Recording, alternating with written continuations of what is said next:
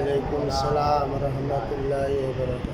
أعوذ بالله من الشيطان الرجيم. بسم الله الرحمن الرحيم. الحمد لله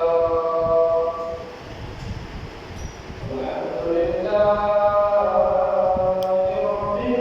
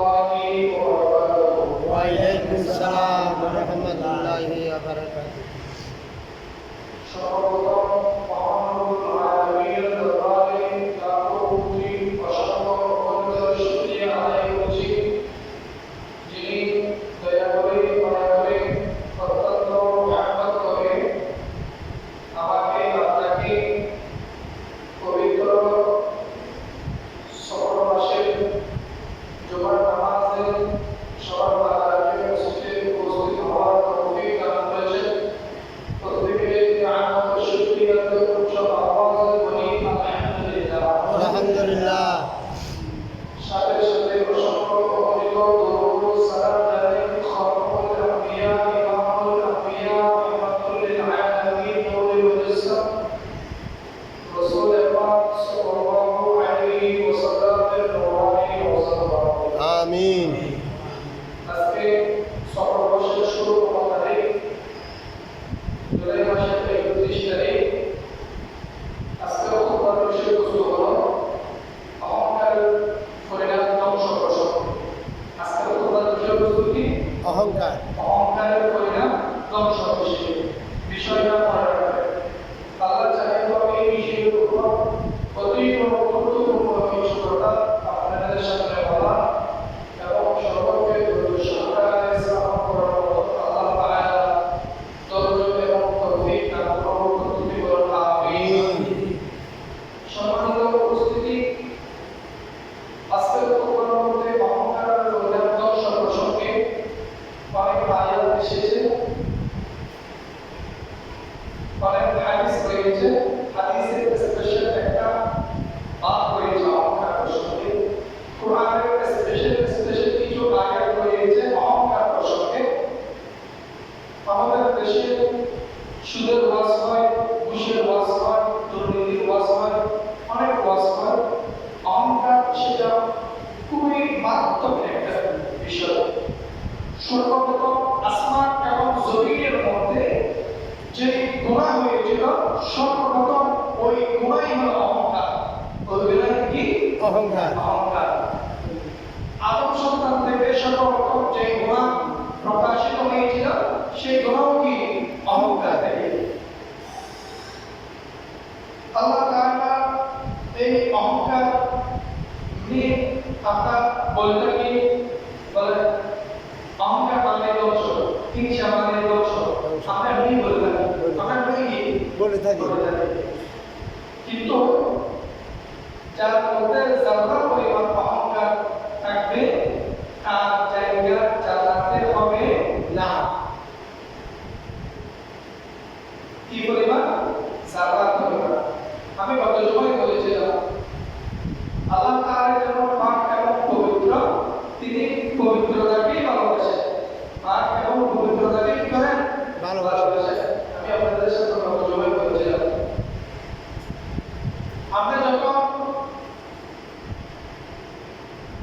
যখন এই অহংকারের বিষয় নিয়ে কথা বলবো, তখন আমার কথা হবে মানে ব্যক্তি এরকম বৈশিষ্ট্য, সেই কথাটাতে মানুষকে খাটো বলে, মানুষকে নিন্দা করে কথা বলে, সে তার টাকা পয়সা বেশি আছে, তার মধ্যে একটু মানে ইগো একটু বেশি, অথবা তার ছেলে সন্তান বেশি, এই জন্য তার গায়ে খাওয়ার বেশি, অথবা তার আত্মীয় স্বজন বেশি, এই জন্য তার মধ্যে একটু খাওয়ার বেশি। আশা নাই আছে আছে আছে। তার সাথে একটা ওসি অথবা বড় একটা প্রশাসনের চাকরি করে, তার সাথে একটা ছেলে দুইটা বলতে সে আবার মামলায় ঢুকে ইঞ্জিনিয়ার, এরকম কিছু বিষয় আছে না? আছে। এগুলো সবগুলো অহংকার পর্যায়ে, এগুলো সবগুলোই কি? অহংকার পর্যায়ে। সম্পদ বেশি হওয়া,